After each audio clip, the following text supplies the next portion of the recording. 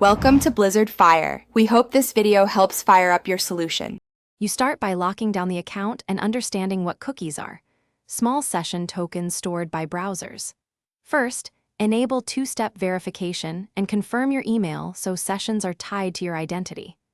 Once done, use only official Roblox clients or Studio and avoid browser extensions that request account data. Make sure to back up recovery methods and review active sessions. You'll be reducing risk immediately and preparing to use official authentication flows rather than raw cookies. Next, implement safe authentication by using official OAuth or developer APIs. Do not extract or paste raw browser cookies.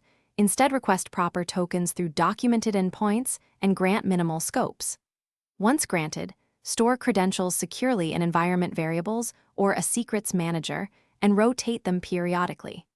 Make sure to test integrations on a separate test account so you can observe behavior without risking your main account. This approach lets you achieve the same results safely and stays within platform rules. Finish by auditing and locking down access. Review connected apps, revoke any unknown sessions, and rotate tokens frequently. Once done, enable notification alerts for logins and keep recovery options current so you can regain access quickly.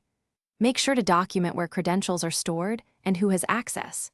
If anything looks suspicious, change your password immediately and revoke all sessions from account settings. That single step will invalidate stolen tokens and stop unauthorized access in its tracks. Thanks for watching. If you found this helpful, don't forget to like and subscribe.